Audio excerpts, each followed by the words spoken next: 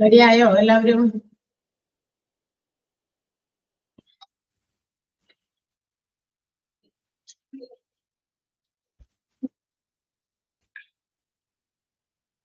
Okay, അപ്പൊ നമ്മള് medical ഇൻഷുറൻസിന്റെ ചാപ്റ്ററിന്റെ last ഭാഗത്ത് എത്തിയിരിക്കുകയാണ്. കഴിഞ്ഞ ദിവസം നമ്മൾ നിർത്തിയത് ഒരു ഫ്ലോ ചാർട്ടാണ്.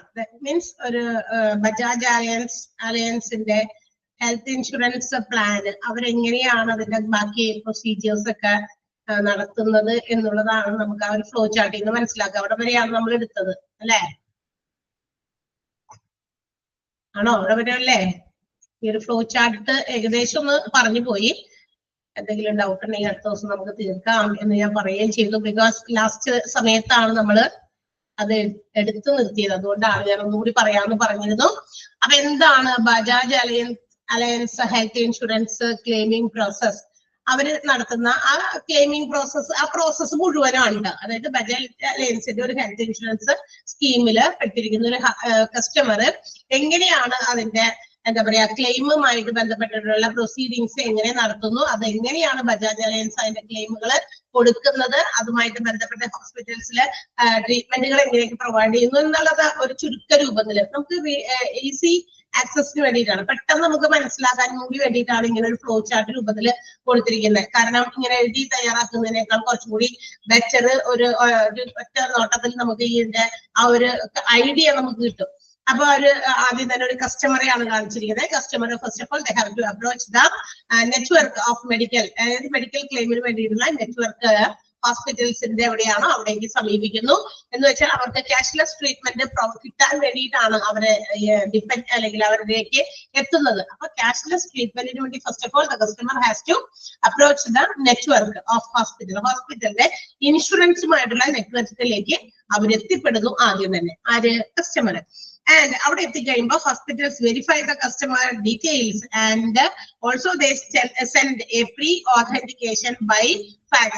ഈ പറയുന്ന കസ്റ്റമർ ഇങ്ങനെ എന്താ പറയാ ഇവിടെ ഹോസ്പിറ്റലൈസ്ഡ് ആയിട്ടുണ്ട്, അല്ലെങ്കിൽ ഈ പറയുന്ന കസ്റ്റമറുടെ ക്ലെയിം എവിടെയുണ്ട്, ഇന്ന ഹോസ്പിറ്റലിൽ ഉണ്ട് എന്ന് പറഞ്ഞിട്ട് അവര് അതിന്റെ ഡീറ്റെയിൽസ് ഒക്കെ വെരിഫൈ ചെയ്ത് നോക്കിയിട്ട് ആരാണോ അതുമായി ബന്ധപ്പെട്ട അതോറിറ്റി അവർക്ക് ഫാക്സ് ആയിട്ട് എന്ത് ചെയ്യുന്നു? സെൻഡ് ചെയ്യുന്നു. മനസ്സിലായോ? ബജാജ് അലയൻസിലേക്ക് സെൻഡ് ചെയ്യുന്നു. ആൻഡ് ദ ബജാജ് അലയൻസ്, ആ ഒരു ഇൻഷുറൻസ് ഹെൽത്ത് ഇൻഷുറൻസ് പ്രൊവൈഡ് ചെയ്തിരിക്കുന്ന Bajaj alliance they have to certify or verify. അവരത് എന്ത് ചെയ്തു? വെരിഫൈ ചെയ്ത് സർട്ടിഫൈ ചെയ്യണം. എന്ത്? ഈ പറയുന്ന ഡീറ്റെയിൽസ് നേരത്തെ അവർ സെൻഡ് ചെയ്തിരിക്കുന്ന ഹോസ്പിറ്റൽസ് സെൻഡ് ചെയ്തിരിക്കുന്ന ആ ടേംസ്, കണ്ടീഷൻസ്, ബെനിഫിറ്റുകൾ ഇവർക്ക് കിട്ടണം, അല്ലെങ്കിൽ കസ്റ്റമർക്ക് പ്രൊവൈഡ് ചെയ്യേണ്ടതാണ് എന്നുള്ള കാര്യങ്ങളൊക്കെ നോക്കി വെരിഫൈ ചെയ്തതിനു ശേഷം they have to respond to the hospital. ഹോസ്പിറ്റലിലേക്ക് അതിനുള്ള റെസ്പോൺസ് അറിയിക്കുന്നു. ഇവര് എലിജിബിൾ ആണോ അല്ലയോ എന്നുള്ള കാര്യങ്ങളാണ് അവർ റെസ്പോണ്ട് ആയിട്ട് അറിയിക്കുന്നത്. ആരെ? ഹോസ്പിറ്റൽസിനെ. അപ്പൊ കസ്റ്റമർ ആദ്യം നെറ്റ്വർക്കിലേക്ക് എത്തുന്നു. എവിടേക്ക്? നമ്മുടെ ഇൻഷുറൻസ് ക്ലെയിമിന് വേണ്ടിയിട്ടുള്ള കാര്യങ്ങളിലേക്ക് എത്തുന്നു. അവിടെ വന്നു കഴിയുമ്പോൾ ഹോസ്പിറ്റൽസ് അതിന്റെ ഡീറ്റെയിൽസും മറ്റു കാര്യങ്ങളും ഇൻഷുറൻസിന് അവൈലബിൾ ആകേണ്ട വ്യക്തിയാണോ എന്നുള്ളത് വെരിഫൈ ചെയ്തതിനു ശേഷം ആ ബജാജ് അലയൻസിലേക്ക്, കാരണം ഇവിടെ നമ്മൾ പഠിക്കുന്നത് ബജാജ് അലയൻസിന്റെ ഹെൽത്ത് ഇൻഷുറൻസ് പ്രോസസ് ആണ്. അപ്പൊ അവർക്ക് ഈ പറയുന്ന കാര്യങ്ങളും ഡീറ്റെയിൽസ് ഒക്കെ ചെക്ക് ചെയ്തതിനു ശേഷം അവരിലേക്ക് കൊടുക്കുന്നു, ഫാക്സ് ആയിട്ട് അയച്ചു കൊടുക്കും. ഫാക്സ് ആയിട്ട് അയച്ചു കൊടുക്കുമ്പോൾ അത് റിസീവ് ചെയ്യുന്ന ബജാജ് അലയൻസ് എന്ന് പറയുന്ന ഇൻഷുറൻസ് ഹെൽത്ത് ഇൻഷുറൻസ് കമ്പനി അവരെന്ത് ചെയ്യുന്നു? ആ പറഞ്ഞിരിക്കുന്ന കാര്യങ്ങളെല്ലാം തന്നെ എന്താ പറയുക, പേഷ്യന്റിന്റെ പേരും അവര് പ്രീമിയം ഒക്കെ അടച്ചവരാണോ അല്ലെങ്കിൽ മറ്റു രീതിയിലുള്ള എന്തെങ്കിലുമൊക്കെ ഡീറ്റെയിൽസ് ഒക്കെ ചെക്ക് ചെയ്യാനുണ്ടായിരിക്കും. നമ്മൾ എന്ത് സാധനങ്ങൾക്കും ഒഫീഷ്യൽ ആയിട്ട് ആരെങ്കിലും സമീപിക്കുമ്പോൾ ചെല്ലുമ്പോ തന്നെ ശരി എന്ന് പറഞ്ഞിട്ട് വേഗം സീൽ വെച്ച് ഒപ്പുവെച്ച് അല്ലെങ്കിൽ ക്യാഷ് പ്രൊവൈഡ് ചെയ്യേണ്ടതാണ് ഞങ്ങൾ തന്നു വിടുമോ? ഇല്ല, അവർ 10 പ്രാവശ്യം അതിനെ എന്ത് ചെയ്യും? വെരിഫൈ ചെയ്ത് നോക്കും അല്ലെ? ഉണ്ടാകും. പ്രൊസീജിയേഴ്സിൽ ചെറിയ ചെറിയ വ്യത്യാസങ്ങളൊക്കെ ഉണ്ടായിരിക്കും. ഇവിടെ നമുക്കൊരു എക്സാമ്പിൾ ആയിട്ട് അതായത് കോമൺ ആയിട്ടുള്ള പ്രൊസീജിയർ ഒക്കെ ഇങ്ങനെ തന്നെ, ഹെൽത്ത് ഇൻഷുറൻസുമായിട്ട് ബന്ധപ്പെട്ട് കോമൺ പ്രൊസീജിയേഴ്സ് ഒക്കെ ഇങ്ങനെ തന്നെ. അപ്പൊ നമുക്ക് ബജാജ് അലയൻസിന്റെ ഒരു ഹെൽത്ത് ഇൻഷുറൻസ് സ്കീമിന്റെ ഒരു പ്രോസസ് തന്നിരിക്കുന്നു എന്ന് മാത്രം. കോമൺ ആയിട്ട് ഇങ്ങനെ തന്നെയായിരിക്കും. കാരണം ഇത് ഹെൽത്ത് ഇൻഷുറൻസ് ആണ്, ഹെൽത്ത് ഇൻഷുറൻസിന്റെ കാര്യമാണ് നമ്മൾ പറയുന്നത്. അപ്പൊ അതിന് വേണ്ടിയിട്ടാണ് ഇത് ഒരു സ്ട്രക്ചർ ഇങ്ങനെ തന്നിരിക്കുന്നത്. അപ്പൊ എന്ത് ചെയ്യുന്നു, അതൊക്കെ വെരിഫൈ ചെയ്ത് നോക്കി റെസ്പോൺസ് ആരെ അറിയിക്കും, ഹോസ്പിറ്റലിനെ അറിയിക്കും. ഈ റെസ്പോൺസ് 3 രീതിയിലായിരിക്കാം. ഏതൊക്കെയാകാം, ഇത് 3 കൂടി വരുമെന്നല്ല, 3 രീതിയിലുള്ള റെസ്പോൺസ് ആണ്. ഏത് വേണമെങ്കിലും ആകാം എന്നുള്ളതാണ് ഇതിന്റെ ഏറ്റവും വലിയ പ്രത്യേകത. ആയിരിക്കാം ആ ഒരു കാര്യങ്ങൾ? 1 അപ്രൂവൽ ആണ്, 2 ഡിനയൽ ആണ്, 3 ക്വറി ആണ്. ക്വറി ദാറ്റ് മീൻസ് അപ്രൂവൽ എന്ന് പറഞ്ഞാൽ എന്താ, ഓക്കെ ഈ പറഞ്ഞ കണ്ടീഷൻസ് ആൻഡ് ടേംസ് ഒക്കെ ഈ പേഷ്യന്റില് സാറ്റിസ്ഫൈഡ് ആണ്, all the other details attached are correct, അല്ലെ, അക്യുറേറ്റ് ആണ്, ഡീറ്റെയിൽസ് ഒക്കെ പറഞ്ഞിരിക്കുന്ന പോലെയൊക്കെ കറക്റ്റ് ആണ്, and he or she is eligible for this claim. ഈ ക്ലെയിമിന് ഈ പറഞ്ഞ വ്യക്തി, അത് സ്ത്രീയോ പുരുഷനോ ആരാകട്ടെ, ഇവർ എലിജിബിൾ ആണ്. That means there is no എന്തെങ്കിലും ഒരു ടേംസ് ആൻഡ് കണ്ടീഷൻസ് സാറ്റിസ്ഫൈ ചെയ്യാത്തതില്ല. എല്ലാം ക്ലിയർ ആണ്, ക്രിസ്റ്റൽ ക്ലിയർ ആണ്. എന്ന് വെച്ചാൽ അവിടെ നമുക്ക് ഡൗട്ട്സോ ക്ലാരിറ്റിയോ ഒന്നിനും ചാൻസസ് ഇല്ലാതെ വരുമ്പോൾ മാത്രമാണ് ഒരു ഗ്രീൻ സിഗ്നൽ കാണിക്കുക. അതാണ് എന്തിനെ സൂചിപ്പിക്കുക, അപ്രൂവൽ എന്ന് പറയുന്ന ആ ഒരു കാര്യം ബജാജ് അലയൻസ് ചെയ്യുന്നത്. ഇനി ആ അപ്രൂവ്ഡ് ആയി കഴിഞ്ഞാൽ ബജാജ് അലയൻസ് എന്ന് പറയുന്ന health insurance will send an approval letter to the ഹോസ്പിറ്റൽസിലേക്ക് ഒരു അപ്രൂവൽ ലെറ്റർ ആണ് എന്ത് ചെയ്യുന്നത്, ഫോർവേഡ് ചെയ്യുന്നത് Bajaj Allianz. And when they receives this approval letter, ഈ പറയുന്ന അപ്രൂവൽ ലെറ്റർ ഹോസ്പിറ്റൽസിലേക്ക് കിട്ടിക്കഴിഞ്ഞു കഴിഞ്ഞാൽ hospitals first of all they have to admit the patients. അതുവരെ വന്ന് കിടന്നാൻ പറ്റുള്ളൂ. അഡ്മിറ്റ് ചെയ്യണമെങ്കിൽ, കാരണം ഈ ഒരു ഇൻഷുറൻസ് ക്ലെയിം ഈ ഒരു ഹോസ്പിറ്റൽസിൽ കിടന്നാൽ കിട്ടോ ഇല്ല എന്നുള്ളതൊക്കെ അറിയിക്കണം. അപ്പൊ അതൊക്കെ പറയേണ്ടത് ഇൻഷുറൻസ് കമ്പനിക്കാരാണ്. അപ്പൊ അവരിൽ നിന്നുള്ള റെസ്പോൺസ് കിട്ടി, അപ്രൂവൽ ആണോ ഏതായാലെങ്കിലും അപ്രൂവൽ കിട്ടിയാൽ മാത്രമാണ് പേഷ്യന്റിനെ ഹോസ്പിറ്റലിൽ അഡ്മിറ്റ് ചെയ്യുന്നുള്ളൂ. And also without any deposit ആണ്. ഒരു ഡെപ്പോസിറ്റ് ഒന്നും കൊടുക്കണ്ട, പേഷ്യൻസിനെ നേരെ കെട്ടിക്കോ, അഡ്മിറ്റ് ചെയ്യാം, ട്രീറ്റ്മെന്റുകൾ പ്രൊവൈഡ് ചെയ്യണമെങ്കിൽ അത് കൊടുക്കുക, എന്താന്ന് വെച്ചാൽ അത് ചെയ്യാം. അപ്പോൾ ക്യാഷ് ഡെപ്പോസിറ്റ് ഒന്നും നമ്മൾ കൊടുക്കുന്നില്ല. And they will be provided cashless treatment. അവർക്ക് യാതൊരു തരത്തിലുള്ള ക്യാഷും ഈടാക്കാതെ ട്രീറ്റ്മെന്റുകൾ കൊടുത്തുകൊണ്ടിരിക്കുന്നു. അല്ലെങ്കിൽ ഇതൊന്ന് ആലോചിച്ച് നോക്കിയേ, ഈ ക്ലെയിം ഒന്നുമില്ല, നമ്മൾ ഒരു ഇൻഷുറൻസ് ഒന്നും ഇങ്ങനത്തെ ഒന്നും എടുത്തിട്ടില്ല. പേഷ്യൻസിനെ കൊണ്ടുചെന്ന് കഴിഞ്ഞാൽ ആദ്യം തന്നെ അവിടെ കൊണ്ടുപോയി അഡ്മിറ്റഡ് ആക്കുന്നതിന് മുമ്പ് we have to make some deposit. തീർച്ചയായിട്ടും ഒരു ഇൻവെസ്റ്റ്മെന്റ് അവർ ചോദിക്കും. 1 ലക്ഷമോ 2 ലക്ഷം എന്നൊക്കെ പറയുന്നതിൽ നിന്ന് യാതൊരു മടിയില്ല. കാരണം എല്ലാം അവര് എന്തെങ്കിലും, നമുക്കറിയാം നമ്മളുടെ കയ്യിലുള്ളത് എന്ത് വിറ്റ് പറ്റിയിട്ടായാലും നമ്മൾ എന്ത് ചെയ്യും, ആ പറയുന്ന ആളുടെ ജീവന് നമ്മൾ വാല്യൂ കൊടുത്തിട്ട് ആളെ എങ്ങനെയെങ്കിലും രക്ഷിച്ചെടുക്കാനായിട്ട് നോക്കും. ഓക്കെ, അപ്പൊ അങ്ങനെ വരുമ്പോൾ നമ്മൾ അങ്ങനെ ചെയ്യും. പക്ഷെ ഇങ്ങനെയുള്ള ഹെൽത്ത് ഇൻഷുറൻസുകൾ നമ്മൾ ഒരുപാട് ഹെൽപ്പ് ചെയ്യുന്നത് ഈ ഒരു സാഹചര്യങ്ങളിലാണ്. നമ്മൾ ഇങ്ങനെയൊക്കെ എന്താ പറയാ, പയർ പോലെ ഓടിയെടുക്കാന്നൊക്കെ പറയും അല്ലെ. അങ്ങനെയൊക്കെ ഓടി നടക്കുമ്പോൾ നമ്മൾ വിചാരിക്കുന്നില്ല നെക്സ്റ്റ് മൊമെന്റിൽ നമ്മൾ വീണ് പോകുമോ എന്നുള്ളതിന് യാതൊരു ഷുവർട്ടിയും ഇല്ല അല്ലെ, ഒരു ഗ്യാരണ്ടിയും ഇല്ല. എപ്പോ വേണമെങ്കിലും ആകാം, നമുക്ക് എന്തും സംഭവിക്കാം അല്ലെ. അപ്പൊ അങ്ങനെ വരുന്ന സാഹചര്യമാണ് നമ്മൾ ഇനി മുന്നിൽ കാണേണ്ടത്. നമ്മൾ എപ്പോഴും അത് ഫോർകാസ്റ്റ് ചെയ്തുകൊണ്ടിരിക്കണം. നമ്മളെപ്പോഴും ഒരു എന്താ പറയാ, അൺഎക്സ്പെക്ടഡ് ആയിട്ടുള്ള എന്തും നമ്മുടെ ലൈഫിൽ സംഭവിക്കാം എന്ന് വിചാരിച്ചേക്കാം അല്ലെ, നമ്മുടെ ഹെൽത്തിനായാലും മറ്റെന്ത് പ്രശ്നങ്ങളായാലും. അപ്പൊ അത് നേരിടാൻ നമ്മൾ എപ്പോഴും റെഡി മണിയായിട്ട് ഇരിക്കേണ്ടത് അത്യാവശ്യമാണ്. അപ്പൊ അതുകൊണ്ട് തന്നെ ഹോസ്പിറ്റൽസ് അങ്ങനെ അഡ്മിറ്റ് ചെയ്യുന്നു, ക്യാഷ്ലെസ് ട്രീറ്റ്മെന്റുകൾ കൊടുക്കുന്നു വിതൗട്ട് എനി ഡെപ്പോസിറ്റ്. ഇനി അതിനുശേഷം മെഡിക്കൽ ഇൻഷുറൻസ്, അതായത് ബജാജ് അലയൻസുകാര് അവർ എത്രയൊക്കെ പേയ്മെന്റുകൾ വന്നിട്ടുണ്ട്, മെഡിക്കൽ ട്രീറ്റ്മെന്റുകൾക്കോ നോൺ മെഡിക്കൽ എക്സ്പെൻസസ് അല്ലെങ്കിൽ മറ്റേതെങ്കിലും തരത്തിലുള്ള പേയ്മെന്റുകൾ, co payment means which is added to this treatment. ഈ ട്രീറ്റ്മെന്റിനോടൊപ്പം ആഡ് ചെയ്യപ്പെടുന്ന മറ്റു തരത്തിലുള്ള പേയ്മെന്റുകളൊക്കെ ഉണ്ട്. ഇപ്പൊ നമ്മൾ നേരത്തെ പറഞ്ഞല്ലോ, ഇൻഷുറൻസിന്റെ നേരത്തെ പറഞ്ഞപ്പോൾ ആംബുലൻസ് സർവീസസ് പ്രൊവൈഡ് ചെയ്തിട്ടുണ്ടാവും. അങ്ങനെയുള്ള പേയ്മെന്റുകൾ എല്ലാം തന്നെ ഹോസ്പിറ്റൽസിലേക്ക് കിട്ടുന്നു എന്നുള്ളതാണ്. എവിടെ, ഡിസ്ചാർജിന് മുമ്പ് തന്നെ.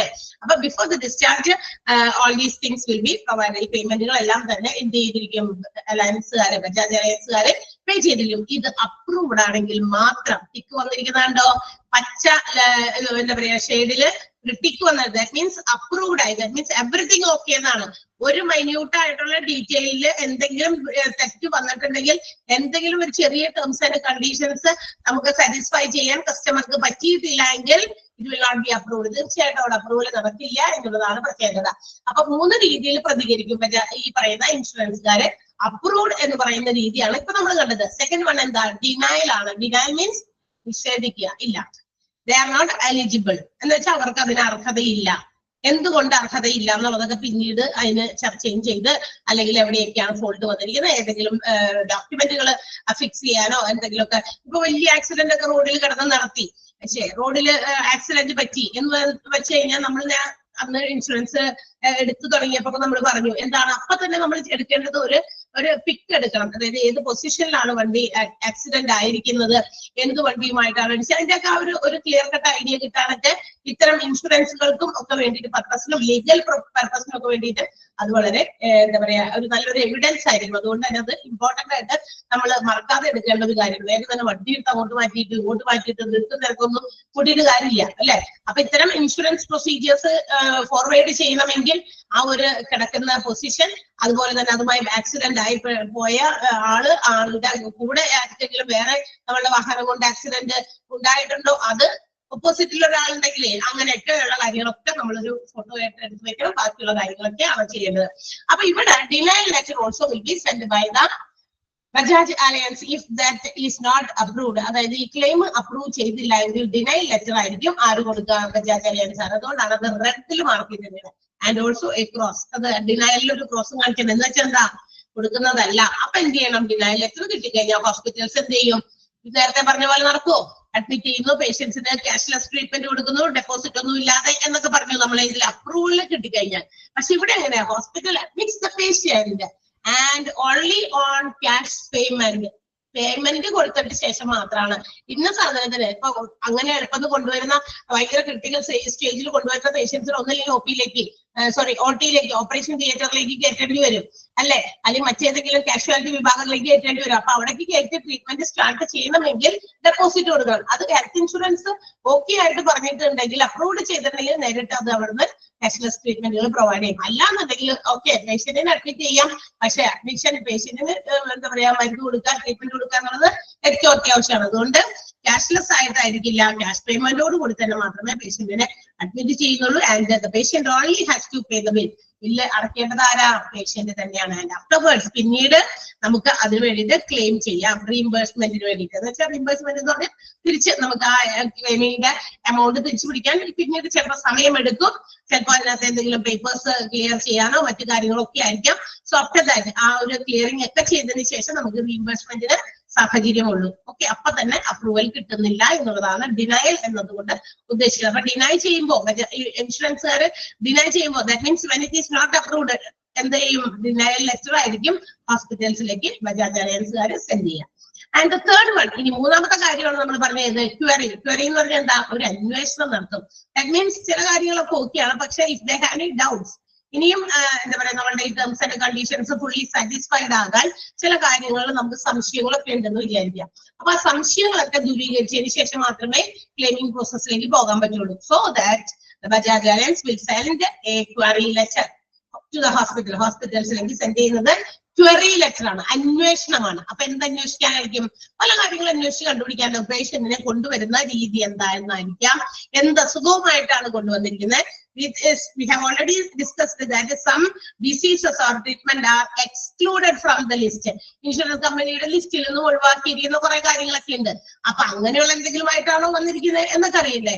അതുകൊണ്ട് കുറെ അന്വേഷണങ്ങൾ നടത്തും. ആരോട്, ഡോക്ടേഴ്സിനോട്. അപ്പൊ ഡോക്ടേഴ്സിനോട് കുറെ ചോദ്യങ്ങളൊക്കെ ചോദിച്ച് അതിന്റെ അന്വേഷണങ്ങളൊക്കെ നടത്തി അതിന്റെ റിപ്ലൈയുടെ ബേസിസിലാണ് അപ്രൂവലൊക്കെ പിന്നീട് വരുള്ളൂ. അതുകൊണ്ടാണ് ആ ഒരു ആരോ മാർക്ക് എങ്ങോട്ട് പോയിരിക്കണം, വീണ്ടും നമ്മുടെ തേർഡ് ആരോ മാർക്കിലേക്ക് Bajaj Allianz verifies pre authentication details with the policy benefits and send response to the hospital. വീണ്ടും അതൊക്കെ ചെക്ക് ചെയ്യാൻ വേണ്ടി, അന്വേഷിക്കാൻ വേണ്ടി ഡോക്ടേഴ്സിനെയൊക്കെ കോൺടാക്ട് ചെയ്തോ മറ്റു രീതിയിലൊക്കെ അന്വേഷിച്ച് വീണ്ടും അതെന്ത് ചെയ്യുന്നു, അങ്ങോട്ടേക്ക് സെൻഡ് ചെയ്യുന്നു.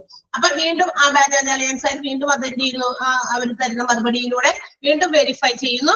വെരിഫൈ ചെയ്തിട്ട് എന്നിട്ട് രണ്ടാമത്തെ സെക്കൻഡ് സ്റ്റേജിലെങ്കിലും അപ്രൂവൽ കിട്ടുകയാണെങ്കിൽ ഓക്കെ, പിന്നെയും എന്താ പറയാ ക്വറിയിലേക്ക് പോകുമോ, ഡിനൈ ചെയ്യോ ആകാം, വീണ്ടും അങ്ങനെയാകാം. അപ്പൊ റിപ്പീറ്റ് ചെയ്തുകൊണ്ടിരിക്കും. ഇതൊരു പ്രോസസ്സാണ്. ഓക്കെ, അപ്രൂവ്ഡ് ആയി കഴിഞ്ഞാൽ ആ പ്രോസസ്സ് അവിടെ അവസാനിച്ചു, ക്ലെയിം കിട്ടി, ആൾക്ക് ട്രീറ്റ്മെന്റും കിട്ടി, പുറത്തേക്ക് പോരാം. അപ്പൊ ഇത് ഒരു എന്താ പറയാ ഒരു complete picture of the process. Health insurance, ആരുടെ, ബജാജ് അലയൻസിന്റെ ഹെൽത്ത് ഇൻഷുറൻസ് ക്ലെയിമിംഗ് പ്രോസസ്സിന്റെ ഒരു കംപ്ലീറ്റ് പിക്ചർ ആണ് നമ്മളിപ്പോ കണ്ടത്. ഈ പിക്ചർ വളരെ ഇമ്പോർട്ടന്റ് ആണ്. ഇതിന്റെ ഉള്ളിൽ നിന്ന് പല രീതിയിലുള്ള ചോദ്യങ്ങളും ചോദിച്ചിട്ടുണ്ട്. അതുകൊണ്ട് അവിടെ ഒന്ന് എൻവി ഇട്ട് വെച്ചേക്കാം. ക്ലിയർ ആയോ?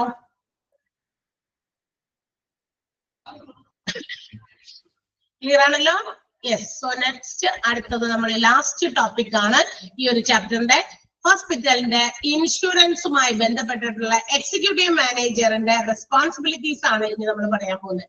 അതൊന്ന് ജസ്റ്റ് ഒന്ന് വായിച്ച് മനസ്സിലാക്കി വെക്കുക. What are the responsibilities of executive manager? Executive manager ഇൻഷുറൻസിന്റെ ഒക്കെ ബന്ധപ്പെട്ട കാര്യങ്ങൾ നടപ്പിലാക്കുന്ന ആൾക്കാരാണ് എക്സിക്യൂട്ടീവ്സ്, അല്ലെങ്കിൽ അതിനൊക്കെ മാനേജ് ചെയ്യുന്ന ആളെ നമുക്ക് ഇൻഷുറൻസ് മാനേജർ എന്ന് വിളിക്കാം, ഇൻഷുറൻസ് എക്സിക്യൂട്ടീവ് എന്ന് പറയുന്നത് വേണമെങ്കിൽ വിളിക്കാം. അപ്പൊ അവരുടെ പ്രധാനപ്പെട്ട റെസ്പോൺസിബിലിറ്റി എന്താണ്?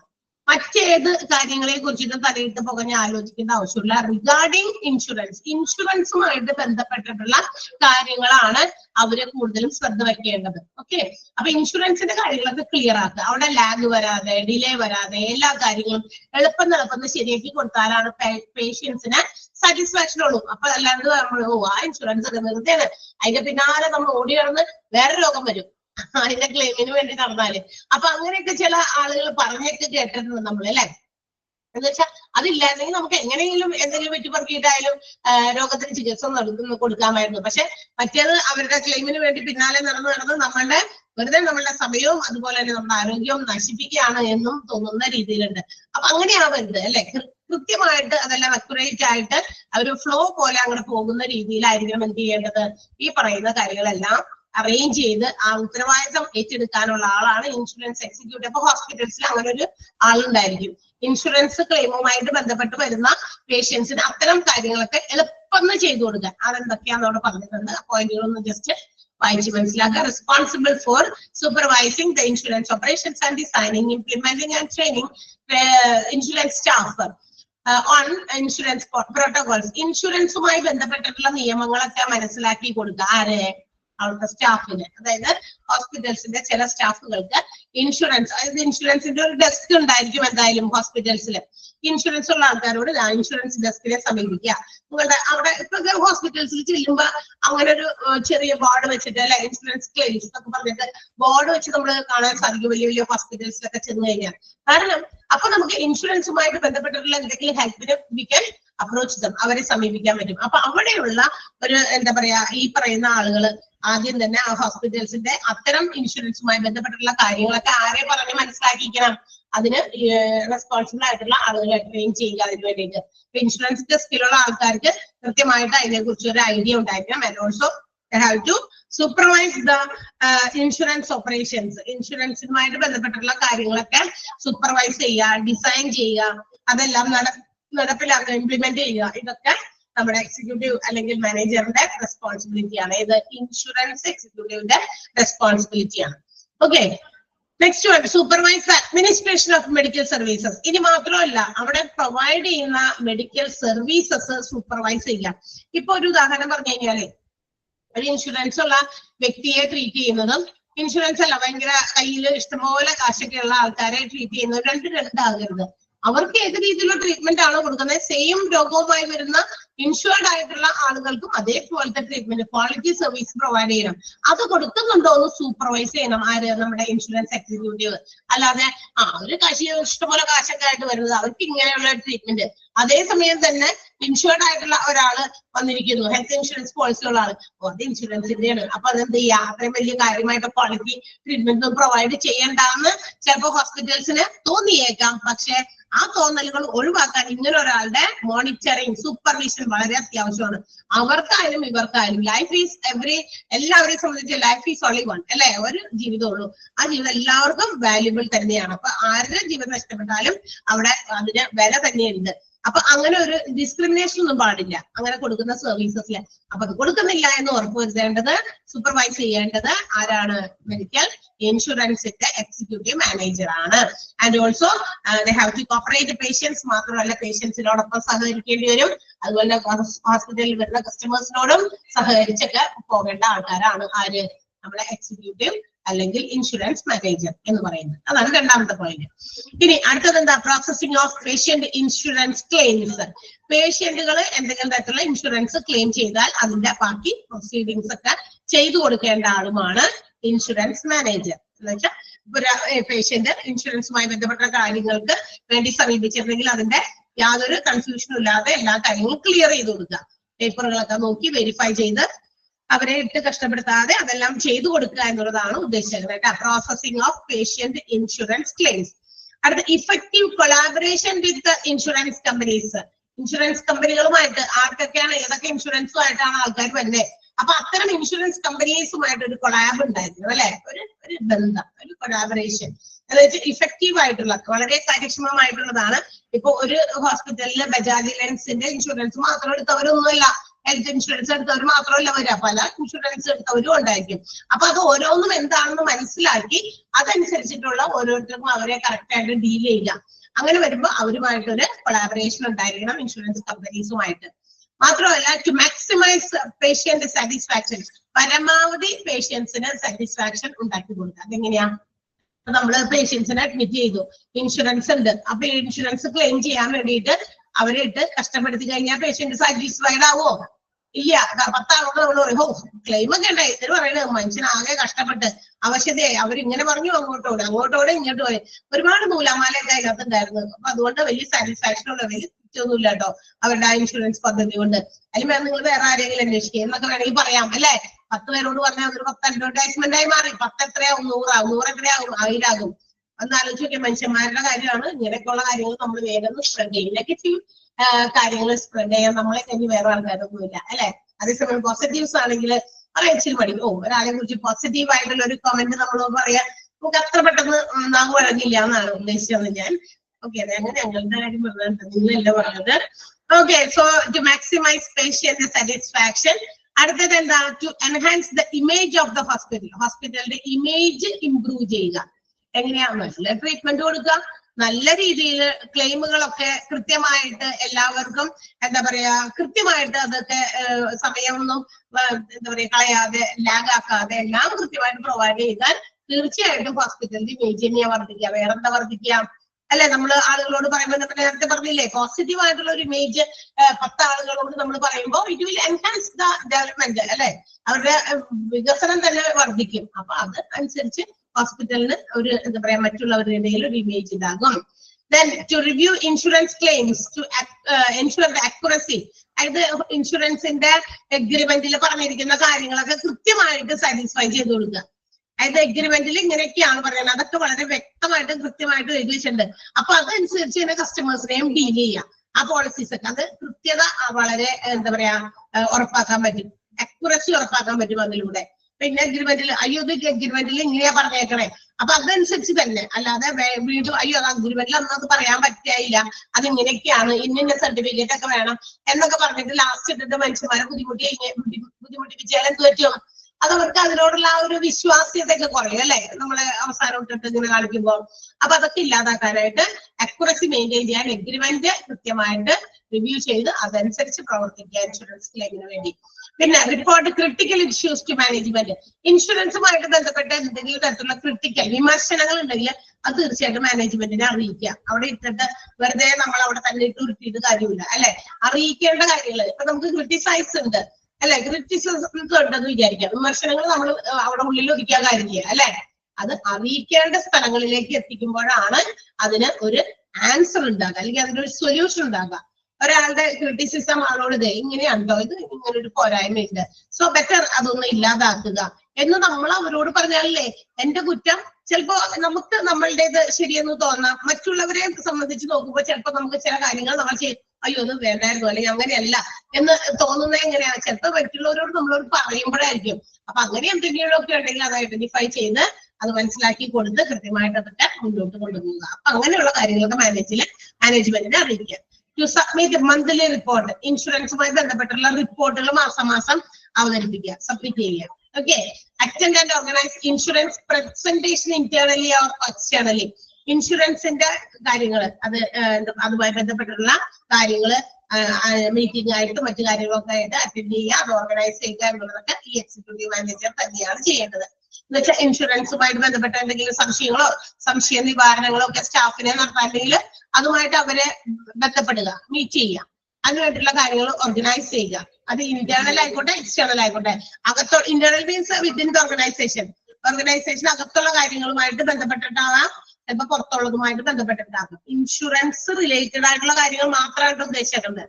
പിന്നെ to conduct department meetings weekly. ആഴ്ചയിൽ ഒരിക്കലും ഡിപ്പാർട്ട്മെന്റുകളുമായിട്ട് ഒരു മീറ്റിംഗ് കണ്ടക്ട് ചെയ്യുക. എന്തിനാ മീറ്റിംഗ് കണ്ടക്ട് ചെയ്യുന്നത്? ഓരോ ഡിപ്പാർട്ട്മെന്റിലും എത്ര ഇൻഷുറൻസുമായി റിലേറ്റഡ് ആയിട്ടുള്ള പേഷ്യൻസ് വരുന്നുണ്ട്. അവിടെ നമ്മൾ എങ്ങനെയൊക്കെയാണ് അവർക്ക് അതിനുള്ള എന്താ പറയാ ആൻസേഴ്സ് കൊടുത്തത്, അതായത് എങ്ങനെയൊക്കെയാണ് അത്തരം പേഷ്യൻസിനെ നമ്മൾ ട്രീറ്റ് ചെയ്തത്, ഇൻഷുറൻസിന്റെ ഭാഗത്തുനിന്ന് യാതൊരു തരത്തിലുള്ള ഫെയിലിയറും ഉണ്ടായിട്ടില്ല എന്നൊക്കെ ഉറപ്പുവരുത്താനൊക്കെ വേണ്ടിയിട്ടാണ്. അപ്പൊ അതൊക്കെ ക്ലിയർ ചെയ്യാൻ വേണ്ടിയിട്ട് മീറ്റിങ്ങുകൾ അറേഞ്ച് ചെയ്യാം weekly. Monitor insurance discounts and rejections. നമ്മുടെ ഇൻഷുറൻസുമായി ബന്ധപ്പെട്ടിട്ടുള്ള ഡിസ്കൗണ്ടുകൾ എത്രയൊക്കെ പ്രൊവൈഡ് ചെയ്തിട്ടുണ്ട് ഇൻഷുറൻസ് ആണ്. അപ്പൊ അതുകൊണ്ട് ആ പേഷ്യന്റിന് ഇത് ഭയങ്കര വലിയ ഒരു എമൗണ്ട് ചെലവാകുന്ന ഒരു സർജറി ഒക്കെയാണ്. അപ്പൊ അതിന് അത്രയും വലിയ എമൗണ്ട് ആ പേഷ്യന്റിന് ആ ഒരു ഇൻഷുറൻസ് ക്ലെയിമിൽ നിന്ന് എടുത്തു പോയി കഴിഞ്ഞാൽ ചിലപ്പോൾ ഇനി ഒരു അസുഖം വന്നു കഴിഞ്ഞാൽ ചിലപ്പോൾ ആ പുള്ളിക്കാരനത് എന്ത് ചെയ്യാൻ പറ്റില്ല, അത് ക്ലെയിം ചെയ്യാൻ പറ്റില്ല. കാരണം ആ ഒരു ഒറ്റ അസുഖത്തിൽ എന്നെ തീർന്നു. അപ്പൊ എന്ത് ചെയ്യാം, ഒരു ഡിസ്കൗണ്ട് ഒക്കെ അനുവദിച്ചു കൊടുക്കുക. അത്ര ഇല്ല, കാരണം ഇത് ഇത്ര ഈ ഒരു വിഭാഗത്തിൽപ്പെട്ട ആളുകളാണ്. അതുകൊണ്ട് ഇപ്പൊ ചിലപ്പോ ബിലോ പോവർട്ടി ലെവൽ ആളുകളായിരിക്കാം, പുവർ പീപ്പിൾ ആയിരിക്കാം. അപ്പൊ അവരെ കൊണ്ട് അത്രയും വലിയൊരു എമൗണ്ട് അവരിൽ നിന്നും ഈടാക്കിയാൽ കമ്പനി തരുന്നതായാലും ക്ലെയിമുകൾ അങ്ങനെ തന്നു കഴിയുമ്പോൾ ഇത്രയും വലിയ എമൗണ്ട് ഒക്കെ കൊടുത്തു കഴിഞ്ഞാൽ അത് അവർക്ക് പിന്നീട് ഒരു എന്തെങ്കിലും ഒരു അസുഖം വന്നാൽ ചിലപ്പോൾ ക്ലെയിം ചെയ്യാനായിട്ട് ബുദ്ധിമുട്ടായിരിക്കും. അപ്പൊ അതുകൊണ്ട് അങ്ങനെയുള്ള ഇൻഷുറൻസുകൾക്ക് ഡിസ്കൗണ്ട് അനുവദിക്കുക. ചിലപ്പോൾ ഇൻഷുറൻസ് റിജക്ട് ചെയ്തിട്ടുണ്ടായിരിക്കും. അങ്ങനെയുള്ള കാര്യങ്ങളൊക്കെ കൃത്യമായിട്ട് മോണിറ്റർ ചെയ്യുക. പിന്നെ to ensure that the insurance schemes are up to date on the system. Insurance സ്കീമുമായി ബന്ധപ്പെട്ടുള്ള എല്ലാ കാര്യങ്ങളും അപ്ഡേറ്റഡ് ആയിരിക്കണം. സിസ്റ്റത്തിൽ നമ്മളെല്ലാം അപ്പൊ തന്നെ സേവ് ചെയ്ത് അതിലേക്ക് ഫയൽ ചെയ്യുക എന്നുള്ളതാണ്. Provide required training to staff under supervision. ഈ പറയുന്ന വിഭാഗവുമായി ബന്ധപ്പെട്ടുള്ള സ്റ്റാഫിന് പ്രത്യേകം പരിശീലനം നൽകുക.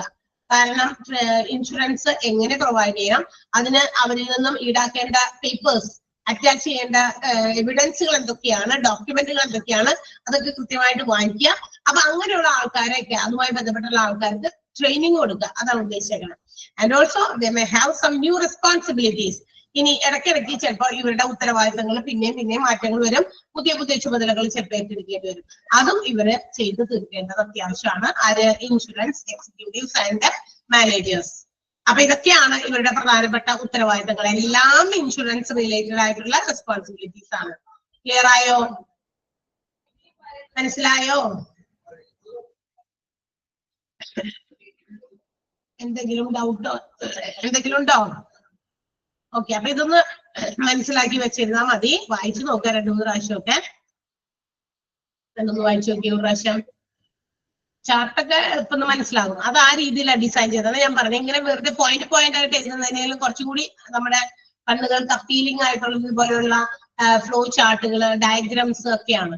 അപ്പൊ അതൊക്കെ ഇപ്പൊ ക്ലിക്കാം. പക്ഷെ ഇതൊക്കെ പോയിന്റ് വൈസ് ആണ്. നിങ്ങളൊന്ന് വായിച്ച് മനസ്സിലാക്കി വെക്കുക എന്തൊക്കെയായിരിക്കും ഈ ഇൻഷുറൻസ് എക്സിക്യൂട്ടീവ് മാനേജർ ചെയ്യേണ്ടത് എന്നുള്ളത്. എന്റെ റെസ്പോൺസിബിലിറ്റീസ് ആണ്, ഇത്രയും അധികം ഉണ്ട്.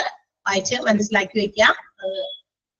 പഠിക്കണ്ട എന്ന് വിചാരിച്ച് ഞാൻ ഇമ്പോർട്ടന്റ് അല്ല എന്ന് പറയുക എന്ന് പറഞ്ഞു കഴിഞ്ഞാൽ വായിക്കണ്ടെന്നല്ല കേട്ടോ. തീർച്ചയായിട്ടും വായിച്ച് നന്നായിട്ട് മനസ്സിലാക്കി വെക്കണം. ഒരു ഹോസ്പിറ്റലിലെ ഇൻഷുറൻസ് എക്സിക്യൂട്ടീവ്, അദ്ദേഹത്തിന്റെ റെസ്പോൺസിബിലിറ്റീസ് എന്തൊക്കെയായിരിക്കും എന്ന് നിങ്ങളോട് ഒരു ഹോസ്പിറ്റൽ അഡ്മിനിസ്ട്രേറ്റർ ആയിട്ട് ജോലി ചെയ്യാൻ വേണ്ടി നിങ്ങളൊരു ഇന്റർവ്യൂലോ ഒക്കെ പങ്കെടുക്കാൻ ചെല്ലുമ്പോൾ ചോദിക്കാം. അപ്പൊ ചോദിക്കുമ്പോൾ അതിന് മറുപടി പറയണ്ടേ? വായിച്ചു നോക്കാം കേട്ടോ.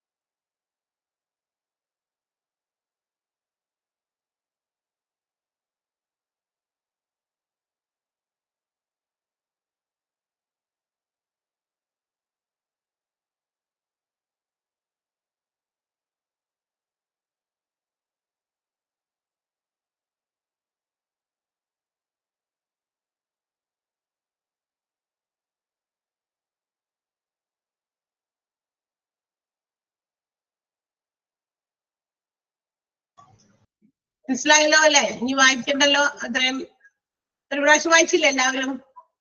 ഡൗട്ട് ഒന്നുമില്ലല്ലോ? ഓക്കെ, അപ്പൊ നമ്മുടെ മെഡിക്കൽ ഇൻഷുറൻസ് എന്ന് പറയുന്ന ചാപ്റ്റർ ആണ് നമ്മളുടെ തീർന്നിരിക്കുന്നത്. അപ്പോ ഇൻഷുറൻസുമായി ബന്ധപ്പെട്ടതായതുകൊണ്ട് എളുപ്പം ക്യാച്ച് ചെയ്യാൻ പറ്റുന്ന ഒരു ചാപ്റ്റർ ആയിരുന്നു. നിങ്ങളോട് മാർക്ക് ചെയ്യാൻ പറഞ്ഞ കാര്യങ്ങളൊക്കെ അത് നന്നായിട്ട് പഠിക്കുക, ബാക്കിയുള്ളതൊക്കെ വായിച്ച് മനസ്സിലാക്കുക. ഇനി നമ്മൾ അടുത്ത ചാപ്റ്റർ ആണ് നമ്മൾ എടുക്കാൻ പോകുന്നത്. അടുത്ത ചാപ്റ്ററിലേക്ക് എടുക്കാൻ പോകുന്നതിന് മുമ്പ് നിങ്ങളോട് ഒന്ന് കുറച്ച് കാര്യങ്ങൾ ചോദിച്ചോട്ടെ. നിങ്ങളുടെ ചാപ്റ്റേഴ്സ് അപ്ഡേറ്റഡ് ആണോ എന്നറിയാൻ വേണ്ടിയിട്ടാണ്. എക്സാംസിലേക്ക് ഇനി അധികം ദൂരമില്ല, അപ്പൊ അതൊന്ന് ഡൗട്ട്സ് ഒന്ന് ക്ലിയർ ചെയ്യാൻ എനിക്ക് ആഗ്രഹമുണ്ട്. ഏതെങ്കിലും ചാപ്റ്റർ ഇനി പെൻഡിങ് ഉണ്ടോ, ഞാൻ ഉദ്ദേശിക്കുന്ന അത്രയും ചാപ്റ്റർ തന്നെയാണോ നിങ്ങൾക്കും ഉള്ളത് എന്ന് എനിക്കൊന്ന് കൺഫേം ചെയ്യാനാണ്. ടീച്ചേഴ്സിനോട് ഞാനത് ചോദിച്ച് മനസ്സിലാക്കിയിട്ടുണ്ട്. ഇനി നിങ്ങൾക്ക് എന്താണ് നിങ്ങളുടെ കയ്യിലുള്ള എന്താ പറയാ ഏതെങ്കിലും ചാപ്റ്റർ ഇനി കൂടുതലോ കുറവൊക്കെ വന്നിട്ടോന്ന് അറിയണേ, അത് വേണ്ടിയിട്ടാ. അപ്പൊ ഇനി ഒന്ന് പറഞ്ഞേ, തേർഡ് ആൻഡ് ഫോർത്ത് മൊഡ്യൂളുകളിലെ എല്ലാ ചാപ്റ്റേഴ്സും എടുത്തു കഴിഞ്ഞോ? ഏത് ചാപ്റ്റർ ആണ് എടുക്കാനുള്ളത്? ഞാൻ അൺമ്യൂട്ട് ചെയ്തെന്തോ ഒരാളൊന്ന് വേഗം പറഞ്ഞാൽ വലിയ ഉപകാരമായിരിക്കും. എടാ മോനെ, ചാപ്റ്ററിന്റെ പേര് പറയോ? ചാപ്റ്ററിന്റെ പേര് പറയും. ഓഡിറ്റ്. പിന്നെ അത് മാത്രം എടുക്കാനുള്ള? പിന്നെ അല്ല, ശരണ്യ മാമിന്റെ പെൻഡിങ് ഉണ്ട്. മറ്റേ ഹോസ്പിറ്റൽ ഇൻഫർമേഷൻ സിസ്റ്റം ബേസിക്, അതിനകത്ത് കുറച്ച് എങ്ങാണ്ട് കൊടുത്തിട്ടുണ്ട് ടീച്ചർ അല്ലേ? അതെ അതെ. ഓക്കെ, പിന്നെ പിന്നെ ലാസ്റ്റ് ചാപ്റ്റർ 52 കമ്പ്യൂട്ടറിന്റെ ബേസിക്സ് ഓഫ് കമ്പ്യൂട്ടർ. പിന്നെ അത്രേ ഉള്ളൂ. അത്രേ ഉള്ളൂല? എല്ലാവരും അവിടെ വരെ എത്തിയിട്ടുണ്ടല്ലോ. പരീക്ഷ എടുത്ത് പരീക്ഷയുടെ ടൈം ടേബിള് അതുപോലെ തന്നെ ഡേറ്റും ഒക്കെ ഡിക്ലെയർ ചെയ്ത് കഴിയുമ്പോ ടീച്ചറെ ഒരു ചാപ്റ്റർ ഉണ്ടല്ലോ എടുക്കാനായിട്ട് എന്നൊക്കെ പറഞ്ഞ് ചില ബാച്ചുകാരൊക്കെ അങ്ങനെ പുതിയ വരാറുണ്ടേ. അയ്യോ ടീച്ചറെ ഈ ഒരു ചാപ്റ്റർ എടുത്തിട്ടില്ലല്ലോ എന്നൊക്കെ പറയും. ഇവിടെ ടൈം ടേബിളും സെറ്റ് ചെയ്ത് എക്സാമിന്റെ ഡേറ്റും ഡിക്ലെയർ ചെയ്ത് കഴിയുമ്പോഴായിരിക്കും അങ്ങനെയൊക്കെ പറയണേ. എവിടെയെങ്കിലും ആരെങ്കിലും ഒരാൾ പുതിയ വരും. ചിലപ്പോ അവരത് കേട്ടിട്ടുണ്ടാവില്ല, ചിലപ്പോ ആ ക്ലാസ് അവർ അറ്റൻഡ് ചെയ്തിട്ടുണ്ടാവില്ല. എനിക്കറിയില്ല അതെങ്ങനെ വരുന്നതാണെന്ന് പറയില്ല. ഇപ്പൊ തൊട്ട് മുന്നിൽ ഒരു എക്സാം ഡിക്ലെയർ ചെയ്തിട്ടുണ്ട്. അവിടെ നിന്നും വന്നു കഴിഞ്ഞ ദിവസം. നാളെ മീൻസ് അതെ ബുധനാഴ്ച പരീക്ഷയുള്ള ബാച്ചുകാരാണ് പറയുന്നത്. 3-4 ചാപ്റ്റർ എടുക്കാനുണ്ടെന്നൊക്കെ പറഞ്ഞിട്ടൊക്കെ പറയുന്നു. അതൊന്നും വെറുതെയാണ്, അതൊന്നും ഇല്ല. ആരോ അത് ചിലപ്പോ അവർക്ക് ക്ലാസ് കിട്ടാത്തത് എനിക്ക് തോന്നണത് അറ്റൻഡ് ചെയ്യാത്തതോ എന്തോ ആണെന്നറിയില്ല. ബാക്കി നോട്ട്സ് ഒക്കെ ഇവിടെ നിന്ന് എല്ലാം പോകുമ്പോ നമുക്കിവിടെ എവിഡൻസ് ഉണ്ട്. കാരണം അതാത് ക്ലാസ് കഴിയുമ്പോൾ തന്നെ പിറ്റേ ദിവസം നിങ്ങൾക്ക് ആ ക്ലാസ് ഗൂഗിൾ ക്ലാസ് റൂമിൽ ക്ലാസ് വരുന്നുണ്ട്. ആൻഡ് ഓൾസോ അതിന്റെ മോക്ക് ടെസ്റ്റ് വരുന്നുണ്ട്. അപ്പൊ അതിന് എവിഡൻസ് ഉണ്ട്. അത് നമ്മൾ എഴുതി കൊടുക്കുന്ന മോക്ക് ടെസ്റ്റുകളാണ്. അപ്പൊ അതുകൊണ്ട് തന്നെ ഞങ്ങളുടെ ബുക്കുകളിലും ഞങ്ങൾക്ക് അതിന് റെക്കോർഡ്സ് ഉണ്ട്. ഓക്കെ, പിന്നെ ഞാൻ എന്തിനാണ് ഇത് ചോദിക്കുന്നത്, അങ്ങനെ പിന്നെ ഇതൊക്കെ വല്ല ചോദിക്കേണ്ട ആവശ്യമുണ്ടോ ആണ് നിങ്ങളുടെ കൂടി ആ ആൻസർ ഒന്ന് കൺഫേം ചെയ്യാൻ വേണ്ടിയിട്ടാണ്. അപ്പൊ എല്ലാവരും അങ്ങനെയല്ലല്ലോ. അപ്പൊ ചില ആൾക്കാര് ക്ലിയർ ആയിട്ട് എല്ലാ ദിവസവും ലൈവില് അറ്റൻഡ് ചെയ്യുന്നവരുണ്ട്. ലൈവ് അല്ല എങ്കിലും റെക്കോർഡഡ് ക്ലാസ് കൃത്യമായിട്ട് കാണുന്നവരും വാച്ച് ചെയ്യുന്നവരും ഒക്കെ ഉണ്ട്. അപ്പൊ തീർച്ചയായിട്ടും ആ ഒരു അങ്ങനെ ഒരു കൺഫ്യൂഷൻസ് വരാതിരിക്കാനും കൂടി വേണ്ടിയിട്ട് എന്റെ ഒരു ആശ്വാസത്തിനു കൂടിയാണ് ഞാനിപ്പോ ചോദിച്ചത്. അപ്പൊ audit, basics of computer, hospital information system basic and disaster management ഇപ്പൊ ടീച്ചർ എടുത്തുകൊണ്ടിരിക്കുന്നു. ഹോസ്പിറ്റൽ ഇൻഫർമേഷൻ സിസ്റ്റം മറ്റേ ടീച്ചറിന്റെ ഒരു ബാക്കി ഭാഗം അതും എടുക്കും. അത് രണ്ടും എടുക്കുന്നത് ഡിസാസ്റ്റർ മാനേജ്മെന്റ് കഴിയുമ്പോൾ ഷെറീന മിസ് എടുക്കുന്നതായിരിക്കും. ബേസിക്സ് ഓഫ് കമ്പ്യൂട്ടർ ഇപ്പൊ നിലവില് അവേഴ്സ് കൂടുതലുള്ള ടീച്ചേഴ്സിലേക്ക് നമുക്ക് കൈമാറാൻ പറ്റുള്ളൂ. കാരണം ഷെറീന മിസ്സിന് ഈ 2 ടോപ്പിക്സ് കംപ്ലീറ്റ് ചെയ്യാനുള്ളത് കൊണ്ടും കൂടുതൽ അവേഴ്സ് രമ്യ ടീച്ചർക്ക് ഉള്ളത് കൊണ്ടും ആണ് ഇനി ആ ക്ലാസ് അതിന്റെ basics of computer Ramya miss ആയിരിക്കും എടുക്കുക. ഓക്കെ, ക്വാളിറ്റി അഷുറൻസ് മനസ്സിലായില്ല? ക്വാളിറ്റി അഷുറൻസ് പെട്ടെന്ന് പറയും. എനിക്ക് അടുത്ത class medical insurance extra note നമ്മൾ ആ പേജ് എടുത്തതാണോ?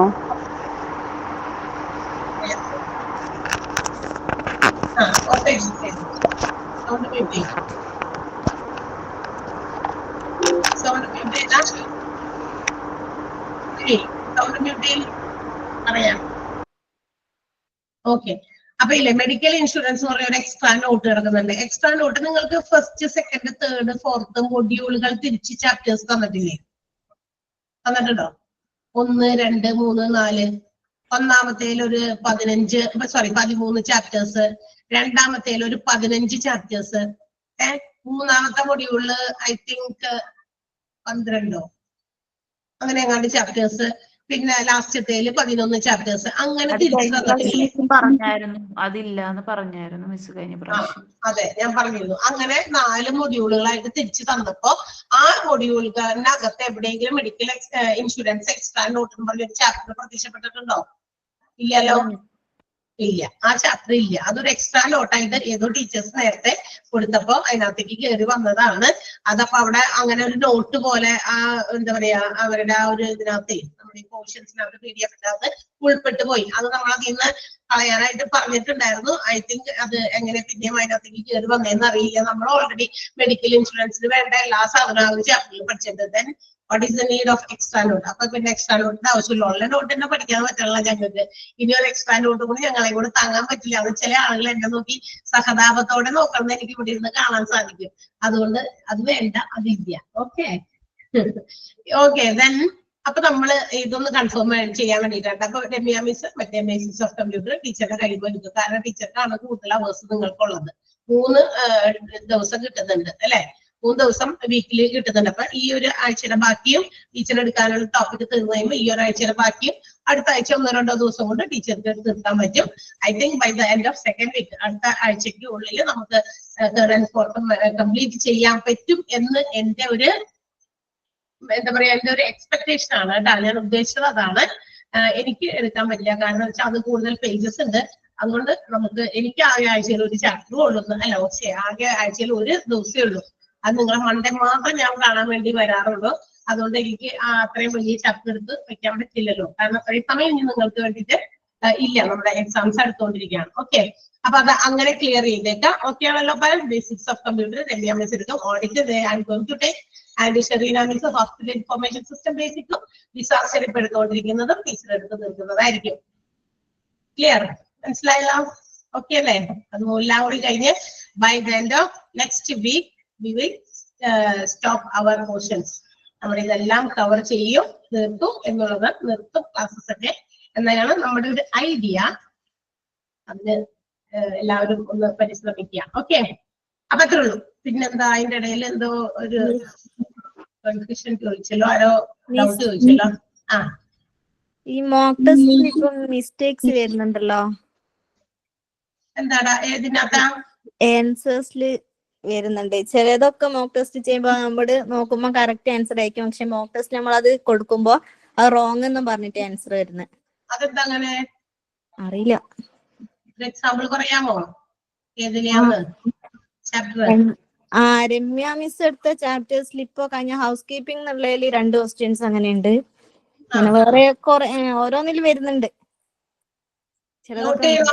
നോട്ട് ചെയ്ത് പറയണം. ഞാൻ ഇന്നാളെ ഒരു ദിവസം ഇതുപോലെ ആരോ ഒരു ആൻസറിൽ അങ്ങനെ ഒരു ഇത് വന്നപ്പോ എന്നോട് പറഞ്ഞിരുന്നു. അപ്പൊ ഞാൻ പറഞ്ഞിട്ടുണ്ട് നമ്മളത് ക്ലാസ്സിലൊന്ന് നോട്ട് ചെയ്യണം എന്ന് എന്നോടൊന്ന് പറയണം. ആരോ ഇത് ഒരു ക്ലാസ്സിൽ ഏതോ ഒരു ക്വസ്റ്റ്യനിൽ എന്നോട് ചോദിച്ചിരുന്നു. അത് പിറ്റേ ദിവസം ഞാൻ വന്നപ്പോ ഐ തിങ്ക് അത് ക്ലിയർ ചെയ്തു. നിങ്ങളുടെ ക്ലാസ് തന്നെയാണ്, 5th ബാച്ചിൽ തന്നെയാണ്. അപ്പോ ഞാൻ അത് ക്ലിയർ ചെയ്തിരുന്നു. അത് അവിടെ ക്വസ്റ്റ്യൻ കൊടുത്തതിൽ എന്തോ ഒരെണ്ണം മാറ്റി എഴുതി വെച്ചതാണെന്ന് എനിക്ക് തോന്നിയത്. അവിടെ നിന്ന് ടെക്നിക്കലി ഞാൻ കൊടുക്കാത്ത ചോദ്യമാണ് അവിടെ കയറി വന്നത്. അങ്ങനെ എന്തോ ആയിരുന്നു തോന്നുന്നത്. പിന്നെ ഏതാ? അത് ഹൗസ് കീപ്പിംഗ് അല്ല, ഹൗസ് കീപ്പിംഗ് ചാപ്റ്ററില് ഹൗസ് കീപ്പിംഗ് മാനേജറുടെ ഇത് ചോദിക്കുന്നുണ്ടായിരുന്നു, ജോബിന്റേത്. അപ്പൊ അതില് കറക്റ്റ് ആൻസർ ആണ് 3 ഉള്ളത്, ശരിക്കുള്ളത്. അപ്പൊ അതില് വരുന്നത് ഒന്നും കറക്റ്റ് അല്ല എന്ന് പറഞ്ഞിട്ടുള്ളതാ. Note correct answer. ഒന്ന് നോട്ട് ചെയ്ത് വെക്കാം. എന്നിട്ട് ക്വസ്റ്റ്യൻ ഒന്ന് ടീച്ചറോട് തന്നെ ക്ലിയർ ചെയ്യാം. എന്റേതാണെങ്കിൽ എന്നോട് പറയാം. അത് റെസ്പെക്റ്റീവ് ടീച്ചറോട് തന്നെ ചോദിച്ചാലല്ലേ നമുക്ക് അതിന്റെ ആൻസർ കിട്ടുള്ളൂ. അവരെന്താ ഉദ്ദേശിച്ച ചോദ്യത്തിൽ നിന്നും പിന്നെ ചോദ്യം മനസ്സിലുണ്ടായിരുന്നതാണോ അവിടെ ചോദ്യമായിട്ട് വന്നതെന്ന് നമുക്ക് അറിയില്ലല്ലോ. ചിലതൊക്കെ എന്നോട് ഇങ്ങനെ ചോദിച്ച് ക്വസ്റ്റ്യൻസ് ഒക്കെ നമ്മളിങ്ങനെ ഇത് ചെയ്യാറുണ്ട്, പക്ഷെ അറിയില്ല. അപ്പൊ നിങ്ങളൊന്ന് ഡിസ്കസ് ചെയ്യാം, ടീച്ചറോട് ഒന്ന് പറയാം. ഞാൻ അവൾ സൂചിപ്പിച്ചേക്കാം, ടീച്ചറോട് പറഞ്ഞേക്കാം കേട്ടാ. പിന്നെ വേറെ എന്തെങ്കിലും ഉണ്ടോ? വേറെ ആരെങ്കിലും ഉണ്ടെങ്കിൽ അത് ക്ലിയർ ചെയ്യാം. കാരണം മോക്ക് ടെസ്റ്റിലെ ക്വസ്റ്റ്യൻസ് നമുക്ക് ഡിപ്പെൻഡ് ചെയ്യേണ്ടതാണ് എക്സാമിന്. സോ തെറ്റ് വരുത്തി കഴിഞ്ഞാൽ അവിടെ നിങ്ങളുടെ ആൻസർ തെറ്റായി പോകും. ക്ലിയർ ചെയ്ത് തന്നെ പോണം. ഓക്കെ, ബൈ മിസ്റ്റേക്ക് എന്തെങ്കിലും തരത്തിലുള്ള തെറ്റുകൾ വരാം. മനുഷ്യ സഹജമാണല്ലോ, തെറ്റ് പറ്റുന്നവൻ മനുഷ്യൻ തന്നെയാണ്. തെറ്റിൽ നിന്ന് തന്നെ പഠിക്കുകയും വേണം നമ്മളൊക്കെ. ഓക്കെ, അപ്പൊ തീർച്ചയായിട്ടും അതൊന്ന് കറക്റ്റ് ചെയ്യേണ്ടത് നമ്മുടെ ഡ്യൂട്ടിയാണ്. തെറ്റ് വെച്ചിട്ട് പഠിക്കരുത് എന്ന് മാത്രമേ എനിക്ക് പറയാനുള്ളൂ. അടുത്ത ചാപ്റ്റർ യെസ്. അപ്പൊ നമ്മൾ അടുത്ത ചാപ്റ്ററിലേക്ക് പോകാണ്. നിങ്ങളുടെ കാര്യങ്ങളൊന്ന് ചോദിക്കാൻ വേണ്ടിയിട്ടാണ് ഞാനിത് ഒന്ന് അൺമ്യൂട്ട് ചെയ്യുന്നത്. സോ എന്താണ് auditing? What you mean by audit? എന്താണ്? നിങ്ങൾക്ക് ഓഡിറ്റിനെ കുറിച്ച് അറിയാം? ഓഡിറ്റ് എന്ന് കേട്ടിട്ടുണ്ടല്ലോ എല്ലാവരും. ഓഡിറ്റ് എന്ന് കേൾക്കാത്തവരാരും തന്നെ ഉണ്ടാവില്ല. കേട്ടിട്ടില്ലേ? നമ്മളെല്ലാവരും തന്നെ ചെറുതും വലുതുമായ ചെറിയ ഗ്രൂപ്പുകൾ, ഗവൺമെന്റ് നടപ്പിലാക്കിയിരിക്കുന്ന ഒരുപാട് സ്കീംസിലൊക്കെ മെമ്പേഴ്സ് ആണ്. കുടുംബശ്രീ, അയൽക്കൂട്ടം, അങ്ങനെയൊക്കെ എന്തൊക്കെ ഉണ്ടല്ലോ അല്ലെ? ഇതിലൊക്കെ നമ്മള് പല സമയങ്ങളിലും ആ ഒരു ചെറിയ സംരംഭം ഞാൻ പറയാൻ കാരണം എല്ലായിടത്തും ഉണ്ട്. എല്ലാ ഓർഗനൈസേഷൻസിലും ഓഡിറ്റിംഗ് നടക്കും അല്ലെ? ഞാൻ ചെറുതെന്ന് പറയുമ്പോൾ എളുപ്പം നമുക്ക് മനസ്സിലാക്കാൻ വേണ്ടിയാണ് ഞാൻ അങ്ങനെ ഒരു സാധനം എടുത്തിട്ടത്.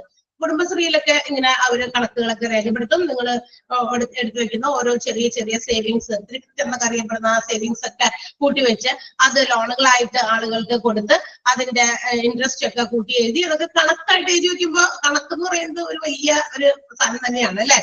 അപ്പൊ അതൊക്കെ തെറ്റാതെ 1 രൂപയ്ക്ക് പോലും നമ്മൾ മറ്റുള്ളവർക്ക് ഉത്തരവാദിത്തപ്പെടാൻ പാടില്ല അല്ലെ? 1 രൂപ കെട്ടാലും 1 കോടി കെട്ടാലും ഇതുപോലെ ആയിരിക്കും. അപ്പൊ കണക്കുകൾ കൃത്യമല്ല എങ്കിൽ നമ്മൾ ചോദിക്കും ആ 1 രൂപ എവിടെ പോയി എന്ന് നമ്മള് ചോദ്യം വരും അല്ലെ? അപ്പൊ നമ്മൾക്ക് അതൊരു കണക്കുകളുമായിട്ട് കൈകാര്യം ചെയ്യുന്ന ആളുകൾ എപ്പോഴും അലേർട്ട് ആയിരിക്കും. അവരെപ്പോഴും അതിനെ കുറിച്ചിട്ട് ഭയങ്കര പേടിയുമായിരിക്കും. കാരണം ഒത്തിരി ടെൻസ്ഡ് ആയിട്ടുള്ളൊരു ജോലി തന്നെയാണ് കണക്കുകൾ എഴുതുക എന്നുള്ളത്. അപ്പൊ കണക്കുകൾ എഴുതി വ്യക്തമാക്കി വെച്ചാൽ ആ കണക്കിന്റെ സുതാര്യത, അതിന്റെ എന്താ പറയാ അക്യുറസി, അതിന്റെ എല്ലാ കാര്യങ്ങളും പരിശോധിക്കുക, എസ്റ്റിമേറ്റ് ചെയ്യുക, ഇവാലുവേറ്റ് ചെയ്യുക, അതാണ് ഓഡിറ്റിംഗ്. കൃത്യമായതാണോ? അതായത് ഇവിടെ യാതൊരു രീതിയിലുള്ള കളവോ ചതിയോ വഞ്ചനയോ ഒന്നും എഴുത ചേർക്കപ്പെട്ടിട്ടില്ല എന്ന് ഉറപ്പുവരുത്താനായിട്ട് എന്താ പറയാ ഓഡിറ്റിംഗ് ഹെൽപ്പ് ചെയ്യും. അപ്പൊ കൃത്യതയ്ക്ക് മറ്റൊരു വേർഡ് വേണമെങ്കിൽ നമുക്ക് ഉപയോഗിക്കാം. അപ്പൊ എത്രത്തോളം നമ്മൾ കൃത്യമായിട്ട് എല്ലാം റെക്കോർഡിങ് വെച്ചിട്ടുണ്ട്, ആർക്കും യാതൊരു രീതിയിലും അത് കാണുമ്പോഴോ കേൾക്കുമ്പോഴോ അതങ്ങനെ ഉണ്ടോ എന്നൊരു സംശയത്തിന് ഇട കൊടുക്കാത്ത രീതിയിൽ എല്ലാം ക്രിസ്റ്റൽ ക്ലിയർ ആയിട്ട് റെക്കോർഡ് ചെയ്ത് കണക്കുകൾ രേഖപ്പെടുത്തിയാൽ തീർച്ചയായിട്ടും ഓഡിറ്റിംഗ് വളരെ എളുപ്പമായിരിക്കും അല്ലെ? ഈ ഓഡിറ്റിംഗ് ഒക്കെ ചെയ്തതിന് ശേഷം മാത്രമാണ്, അതായത് കണക്കുകൾ സുതാര്യമായിരിക്കണം. തീർച്ചയായിട്ടും ഓരോ ഹോസ്പിറ്റലാകുമ്പോൾ നമ്മൾ പഠിക്കാൻ പോകുന്നത് ഹോസ്പിറ്റൽസിന്റെ ഓഡിറ്റിംഗ് ആണ്. അപ്പൊ ഹോസ്പിറ്റലാകുമ്പോൾ ഒരുപാട് റെക്കോർഡ്സ് ഉണ്ട്. അവിടെ മെഡിക്കൽ റെക്കോർഡ്സ് ഉണ്ട്, ഡാറ്റാസ് ഉണ്ട്, ഡോക്യുമെന്റുകൾ ഉണ്ട്, മെഡിസിൻസ് ഉണ്ട്, മെഡിസിൻസിന്റെ കണക്കുകളുണ്ട്, ഫൈനാൻഷ്യൽ സംബന്ധമായിട്ടുള്ള കണക്കുകളുണ്ട്, ഒത്തിരി കണക്കുകളുണ്ട്. ഈ കണക്കുകളുടെ എല്ലാം കൃത്യത എത്രത്തോളം അവർ റെക്കോർഡ് വെച്ചിരിക്കുന്ന കാര്യങ്ങളൊക്കെ കൃത്യമാണ്, അക്യുറേറ്റ് ആണ് എന്നുള്ളതൊക്കെ മനസ്സിലാക്കേണ്ടത് അത്യാവശ്യമാണ്. അപ്പൊ അതൊക്കെ ഓഡിറ്റിംഗിന്റെ ഒരു ഭാഗമാണ്. അപ്പൊ ഇതൊക്കെ വിലയിരുത്തലാണ്, എസ്റ്റിമേറ്റ് ചെയ്യലാണ്. ഈ ഓഡിറ്റിംഗ് മറ്റു കാര്യങ്ങളൊക്കെ ചെയ്തതിന് ശേഷമാണ് ഹോസ്പിറ്റൽസിന് എന്ത് കൊടുക്കുക, അവരുടെ ക്വാളിറ്റി അവർക്ക് അഷ്വർ ചെയ്യാൻ പറ്റും. ക്വാളിറ്റി അഷ്വറൻസ് പഠിച്ചിട്ടുണ്ട് അല്ലെ? ലാബിന്റെ ഇല്ലേ? ക്വാളിറ്റി അഷ്വറൻസ് എന്ന് പറയുന്ന ചാപ്റ്റർ പഠിച്ചിട്ടില്ലേ? ക്വാളിറ്റി അഷ്വർ ചെയ്യുക മീൻസ് എന്താണ്? എല്ലാ തരത്തിലും ക്വാളിറ്റി അഷ്വർ ചെയ്യുക എന്ന് പറഞ്ഞാൽ എന്താ? പേഷ്യൻസിന് കൊടുക്കുന്ന ട്രീറ്റ്മെന്റിന്റെ ക്വാളിറ്റി, അവർ നൽകുന്ന മെഡിസിൻസിന്റെ ക്വാളിറ്റി, അവർ പ്രൊവൈഡ് ചെയ്യുന്ന മെക്കാനിക്കൽ മെഷീൻസിന്റെ ക്വാളിറ്റീസ് അല്ലെ? കസ്റ്റമേഴ്സിന്, ഹോസ്പിറ്റലിൽ വരുന്ന പേഷ്യൻസിന് മറ്റ് ഏതെങ്കിലും രീതിയിലുള്ള എന്താ പറയാ സർവീസസ് പ്രൊവൈഡ് ചെയ്യുന്നുണ്ടെങ്കിൽ അതിന്റെ എല്ലാം ക്വാളിറ്റി, ഇതെല്ലാം അഷ്വർ ചെയ്തിട്ടാണ് എന്ത് ചെയ്യുന്നത്? ഹോസ്പിറ്റൽസിന് അക്രഡിറ്റേഷൻ കിട്ടുക അല്ലെ? അവർക്ക് ഒരു റാങ്കിങ് കിട്ടുന്നത്. മറ്റു ഹോസ്പിറ്റൽസിൽ നിന്നും നമ്മളെ വേർതിരിക്കുന്ന ഏതെങ്കിലും ഒരു പ്രധാനപ്പെട്ട ഒരു കാര്യം ഉണ്ടെങ്കിൽ അത് എന്താ പറയാ നേടിയെടുക്കുക, ഫസ്റ്റ് പൊസിഷനിൽ എത്തുക, നല്ല രീതിയിലുള്ള ട്രീറ്റ്മെന്റ് കൊടുക്കുക, നല്ല രീതിയിലുള്ള ടെക്നോളജിക്കൽ ഉപകരണങ്ങൾ ഉപയോഗിച്ച് ഹോസ്പിറ്റൽസിന്റെ എന്താ പറയാ എല്ലാ ഡിപ്പാർട്ട്മെന്റുകളും ക്യാരി ഓൺ ചെയ്യുക. അല്ലാതെ എന്താ പറയാ മെഷീൻസ് ഒക്കെ ഔട്ട്ഡേറ്റഡ് ആയി എന്ന് വെച്ചാൽ പണ്ടത്തെ സാധനം മെഷീൻ തന്നെ ഇപ്പോഴും ഉപയോഗിച്ചുകൊണ്ടിരിക്കുന്നത്. ഇത്ര തന്നെ ഇക്കോണമി ഡെവലപ്ഡ് ആയി പുതിയ മെഷീൻസ് പല സ്ഥലങ്ങളിലും റീപ്ലേസ് ചെയ്യപ്പെട്ടു അല്ലെ? എന്നിട്ടും അതൊന്നും അറിയാതെ മറ്റേ പണ്ടത്തെ സാധനത്തിന് തന്നെ റബ്ബർ ബാൻഡ് ഒക്കെ ഇട്ട് വലിച്ചിട്ട് മെഷീൻസ് ആയിട്ട് ഉപയോഗിച്ച് പേഷ്യൻസിനെ വരുന്ന രോഗത്തിന്റെ ഇരട്ടി രോഗവുമായിട്ട് തിരിച്ചു പോകുന്ന രീതിയിൽ ആക്കാതെ അല്ലെ? അപ്പൊ ഇത് ക്വാളിറ്റി മെയിൻറ്റെയിൻ ചെയ്യുന്നതിനും ആ ക്വാളിറ്റിയുടെ മെയിൻ്റനൻസിന്റെ ബേസിസിലാണ് ഇന്ന് ഹോസ്പിറ്റൽസിനും മറ്റുമൊക്കെ എന്ത് കിട്ടുന്നത്? അക്രഡിറ്റേഷൻ ഒക്കെ കിട്ടുക. അപ്പൊ അതിനും വേണ്ടിയിട്ടും കൂടിയാണ് ഓഡിറ്റിംഗ് നടത്തേണ്ടത്. അപ്പൊ ഓഡിറ്റിംഗ് എന്ന് പറയുന്നത് എന്താ പറയാ ഹോസ്പിറ്റൽസിലും ഇറ്റ് ഈസ് വെരി നെസസറി. തീർച്ചയായിട്ടും അത് വളരെ അത്യാവശ്യമുള്ള കാര്യമാണ്. എന്താണ് ഓഡിറ്റിംഗ് എന്ന് പറയുന്നത്? A systematic and critical assessment ആണ്. എന്ന് വെച്ചാൽ ഒരു കൃത്യമായതും സിസ്റ്റമാറ്റിക് ഒരു പ്രത്യേക ഘടനാത്മകമായിട്ടുള്ള രീതിയിൽ, അതുപോലെ തന്നെ വിമർശനാത്മകമായിട്ടുള്ള ഒരു വിലയിരുത്തലാണ് എന്തിനെ കുറിച്ച്? Planning, delivery, evaluation of services regarding the efficiency, effectiveness and also quality within the given resources. നൽകപ്പെട്ടിരിക്കുന്ന വിഭവങ്ങൾ ഉപയോഗിച്ച് ഒരു എന്താ പറയാ ഒരു ഓർഗനൈസേഷനെ വിലയിരുത്തുക, അതിന്റെ വിമർശനാത്മകമായ വിലയിരുത്തലാണ് എന്തിനെ സംബന്ധിക്കുന്നത്? പ്ലാനിങ്. അവരുടെ ഓരോ ഹോസ്പിറ്റൽസിനും അതിൻ്റെതായ പ്ലാനിങ് ഉണ്ടായിരിക്കും. ആ പ്ലാനിങ് രീതിയിൽ തന്നെയാണോ അവരവരുടെ സർവീസസ് ഡെലിവർ ചെയ്യുന്നത്? അവിടെ ഡെലിവറി അതാണ് ഉദ്ദേശിച്ചേക്കണേ. അതായത് നൽകുന്ന സേവനങ്ങളുടെ ആ ഒരു ഡെലിവറിയാണ് ഇവാലുവേഷൻ.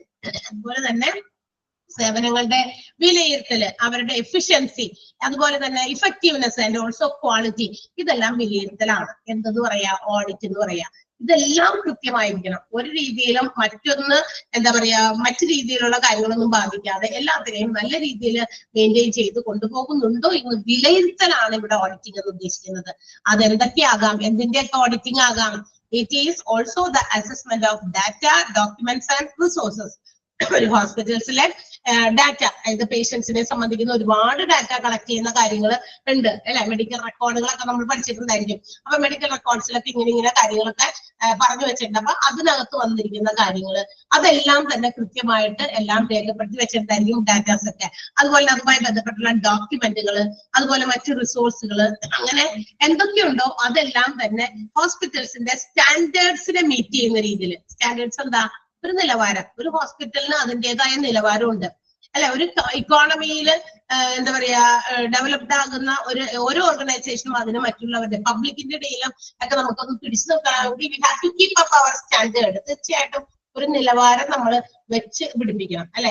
ആ നിലവാരത്തിലേക്ക് എത്തുന്നുണ്ടോ എന്നുള്ളതും ആ പെർഫോമൻസ് എത്രത്തോളം നല്ല രീതിയിലാണ് സിസ്റ്റത്തിന്റെ എന്നുള്ളതൊക്കെ മനസ്സിലാക്കാൻ വേണ്ടിയിട്ട് ഡാറ്റാസിനെയും ഡോക്യുമെന്റുകളെയും റിസോഴ്സസിനെയൊക്കെ അസസ് ചെയ്യുക എന്നുള്ളത് കൂടിയാണ് ഓഡിറ്റിംഗ് എന്ന് പറയുന്നത്. രണ്ട് ഡെഫിനിഷൻസ് ഓഡിറ്റിന് വേണ്ടി കൊടുത്തിട്ടുണ്ട്. ആ ഓഡിറ്റിന്റെ രണ്ട് ഡെഫിനിഷൻസും ഒന്ന് മാർക്ക് ചെയ്യാം. മാർക്ക് ചെയ്യാമോ? രണ്ട് അണ്ടർലൈൻ ചെയ്തേ. A systematic and critical assessment of the planning, delivery and evaluation of services with regard to efficiency and effectiveness, quality within given resources. And also it is the assessment of data, documents and resources to inspect the performance of systems if meet specified standards. പ്രധാനമായിട്ടും നമ്മൾ വെച്ച് എന്താ പറയാ ഉണ്ടാക്കി വെച്ചിരിക്കുന്ന ഒരു specific ആയിട്ടുള്ള standard meet ചെയ്യുന്ന രീതിയിലാണോ ഹോസ്പിറ്റൽസ് പോലെയുള്ള മറ്റു ഓർഗനൈസേഷൻസിന്റെ ഒക്കെ പെർഫോമൻസുകൾ എന്ന് മനസ്സിലാക്കുക, വിലയിരുത്തുക. മാത്രമല്ല അതിന്റെ ഡാറ്റാസും ഡോക്യുമെന്റുകളും റിസോഴ്സും ഒക്കെ വിലയിരുത്തുക എന്നുള്ളതൊക്കെ ഓഡിറ്റിംഗിന്റെ ഭാഗമാണ്. ക്ലിയർ ആയോ? എന്താണ് ഓഡിറ്റിംഗ് എന്ന് രണ്ട് സെന്റൻസ് മനസ്സിലായോ? രണ്ട് സെന്റൻസ് അണ്ടർലൈൻ ചെയ്യുക. ഓക്കെ. ദെൻ വീണ്ടും പറയുന്നു, ഓഡിറ്റ് എന്ന് പറയുന്നത് ഹെൽത്ത് കെയർ സിസ്റ്റത്തില് ഹെൽത്ത് പ്രൊഫഷണൽസ് എന്താ പറയാ അവര് നടത്തുന്ന ഒരു എന്താ പറയാ ഉപാധിയാണെന്ന് പറയാം. It's a process used by health professionals. Health കെയറുമായി ബന്ധപ്പെട്ടുള്ള എന്താ പറയാ വിദഗ്ധരായിട്ടുള്ള ആളുകൾ എന്തിനു വേണ്ടിയിട്ട്? To estimate, evaluate and also to refine care of patients. ഒരു പ്രത്യേക രീതിയിൽ ഒരു സിസ്റ്റമാറ്റിക് ഓർഡറിൽ, സിസ്റ്റമാറ്റിക് എന്ന് പറഞ്ഞാൽ അതിന് വേണ്ടിയിട്ട് പ്രത്യേകമായിട്ടൊരു ഓർഡർ ഉണ്ട്. ആ ഒരു ഓർഡറിൽ അവിടെ വരുന്ന പേഷ്യൻസിനെ അവരുടെ രോഗങ്ങൾക്ക്, അവരുടെ എന്താ പറയുമ്പോ എന്തെങ്കിലുമൊക്കെ രോഗങ്ങളുമായിട്ട് വരുമ്പോൾ അവർക്ക് കിട്ടുന്ന കെയർ അത് എത്രത്തോളം നല്ല രീതിയിലാണ് എന്ന് എസ്റ്റിമേറ്റ് ചെയ്ത് ഇവാലുവേറ്റ് ചെയ്യുക. അതിനെ റിഫൈൻ ചെയ്യുക. റിഫൈൻ ചെയ്യുന്ന ശുദ്ധീകരിക്കുക അല്ലെ? അങ്ങനെ ശുദ്ധീകരിച്ച് എസ്റ്റിമേറ്റ് ചെയ്ത് ഇവാലുവേറ്റ് ചെയ്യാൻ വേണ്ടിയിട്ട് ഉപയോഗിക്കുന്ന ഒരു പ്രോസസ്സാണ്. ആരും ഉപയോഗിക്കുന്ന പ്രോസസ്സാണ്? ഹെൽത്ത് കെയർ പ്രൊഫഷണൽസ് ഉപയോഗിക്കുന്ന ഒരു പ്രോസസ്സാണ് ഓഡിറ്റ് എന്ന് വെച്ചാൽ ഇവാലുവേഷൻ ആണ്. എത്ര നല്ല രീതിയിലുള്ള കെയറിംഗ് ആണ് നമ്മൾ പേഷ്യൻസിന് കൊടുക്കുന്നത്, ആ കൊടുക്കുന്ന കെയറിംഗിൽ whether they are satisfied or not, അതൊക്കെ മനസ്സിലാക്കാൻ ഇന്ന് ഒരുപാട് ഉപാധികൾ അവർ സ്വീകരിക്കുന്നുണ്ടെന്ന് ഹോസ്പിറ്റൽസിൽ നമ്മൾ ചെല്ലുമ്പോഴേ പല സ്ഥലത്തും നമുക്ക് കസ്റ്റമേഴ്സ് പേഷ്യൻസിന്റെ റിയാക്ഷൻസ് എഴുതാനുള്ള ബുക്കുകളായിട്ടോ മറ്റേതെങ്കിലും പുതിയ വേറെ ഡിവൈസുകളൊക്കെ ഉപയോഗിച്ച് നമുക്ക് നമ്മുടെ എന്താ പറയാ നമ്മളുടെ റിയാക്ഷൻസ് എന്താ പറയാ ഒരു കമന്റുകളായിട്ട് രേഖപ്പെടുത്താനുള്ള സൗകര്യങ്ങൾ ഇന്ന് ഉണ്ടാക്കി വെച്ചിട്ടുണ്ട് ഹോസ്പിറ്റൽസിൽ.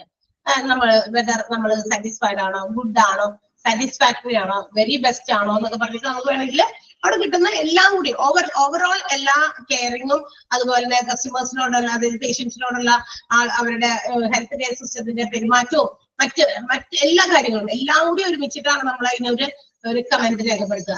ചിലർക്കൊക്കെ ശരി ഓക്കെ അവിടെയൊക്കെ നല്ലതാണ്, പക്ഷെ ഇതൊന്നും കൊള്ളൂല. പക്ഷെ നമ്മളുടെ റിയാക്ഷൻസ് നമ്മൾ കൊടുക്കുമ്പോൾ ഓവറോൾ നോക്കിയിട്ടാണ് നമ്മൾ കൊടുക്കുക. ഇറ്റ്സ് നോട്ട് ഗുഡ്, വേണമെങ്കിൽ കൊടുക്കുക. സാറ്റിസ്ഫാക്ടറി ഒന്നുമില്ല, നമുക്ക് ഇന്ന് കോമൺ ആയിട്ട് ഉപയോഗിക്കാൻ പറ്റിയ ഒരു വാക്കാണ് കുഴപ്പമില്ല എന്ന്, അല്ലെ? സുഖാണോ? കുഴപ്പമൊന്നുമില്ല, അങ്ങനെ പോണു, അല്ലെ? സുഖാണ് എന്ന് കേൾക്കാനായിരിക്കും എല്ലാവർക്കും ഇഷ്ടം. നിങ്ങളോട് ഞാൻ ഇടയ്ക്കൊക്കെ ചോദിക്കാറുണ്ട്.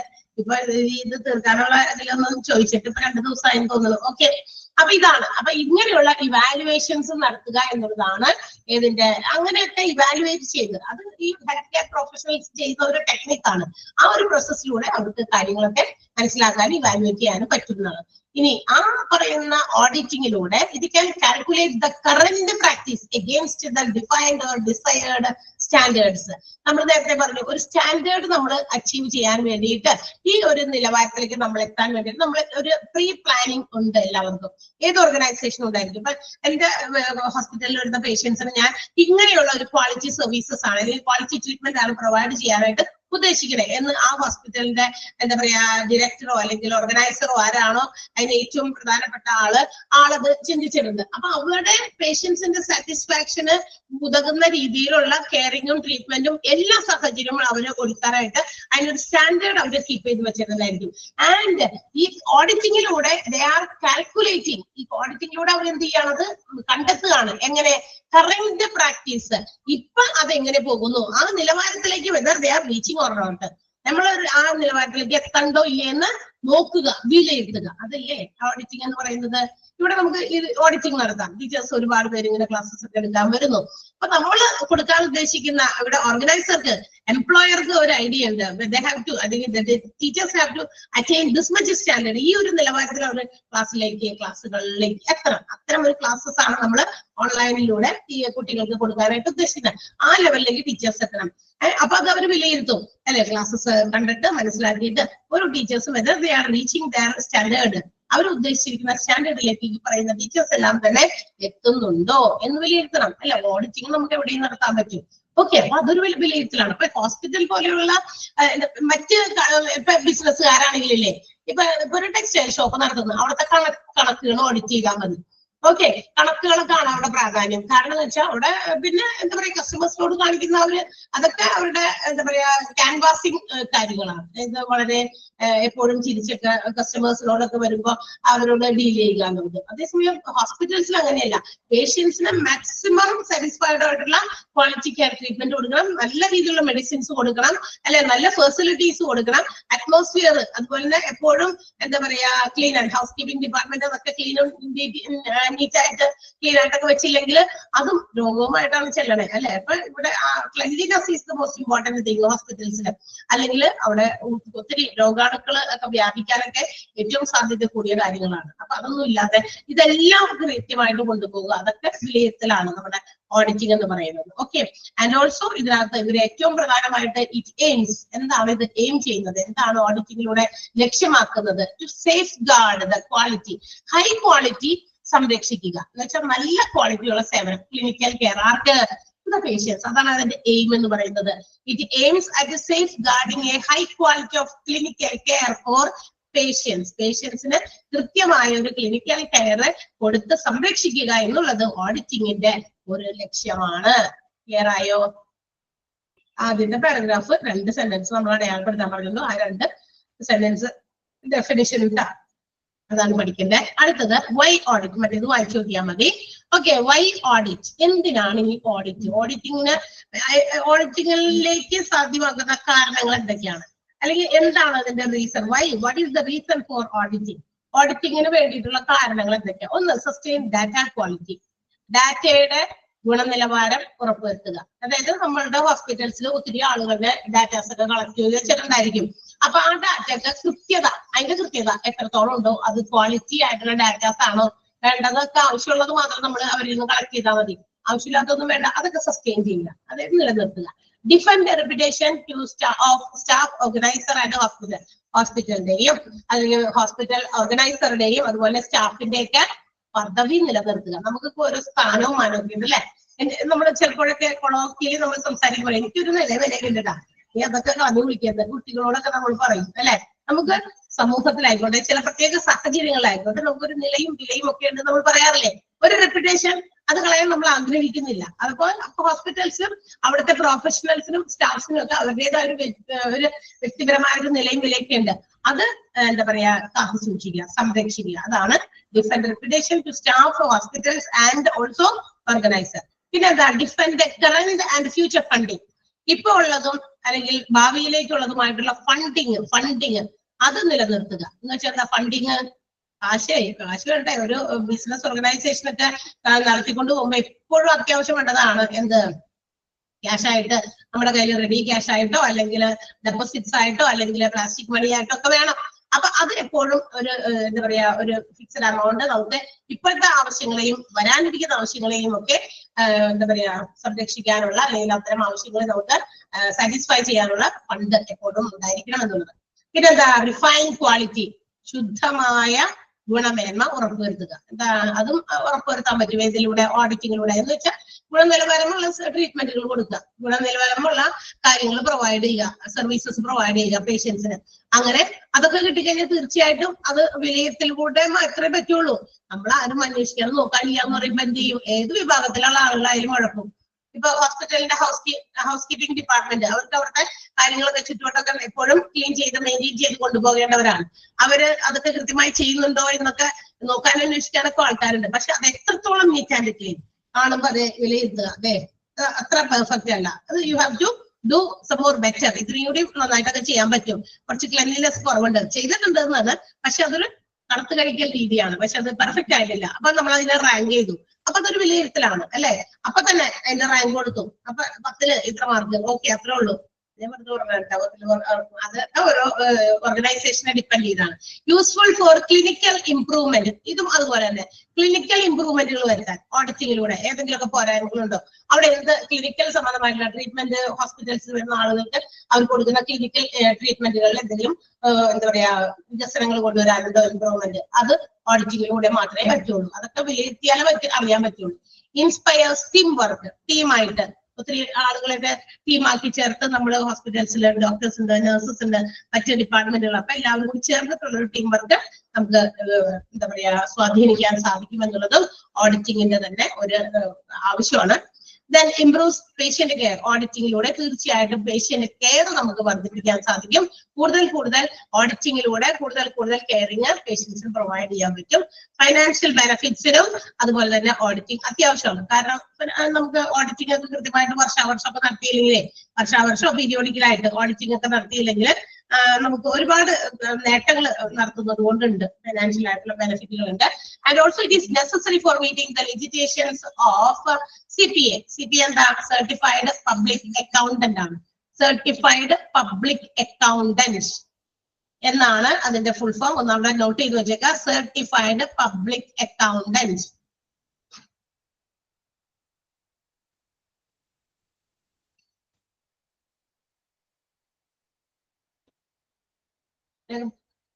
എഴുതി വെച്ചോ? Certified public accountant. അപ്പൊ അതിന്റെ ആവശ്യങ്ങൾ എന്ന് വെച്ചാൽ പബ്ലിക് അക്കൗണ്ടന്റ്, അതായത് നമ്മുടെ സർട്ടിഫൈഡ് പബ്ലിക് അക്കൗണ്ടന്റ് എന്ന് പറയുന്ന ആ ഒരു നിയമപരമായിട്ടുള്ള ലീഗൽ ഒരു ഇതാണ് കേട്ടോ. ഒരു ലോഫുള്ളി ആ ഒരു ഓഡിറ്റിംഗ് ആവശ്യമുണ്ട്. നിയമപരമായിട്ടും എല്ലാ ഓർഗനൈസേഷൻസും ഓഡിറ്റ് ചെയ്യപ്പെടേണ്ടതാണ്.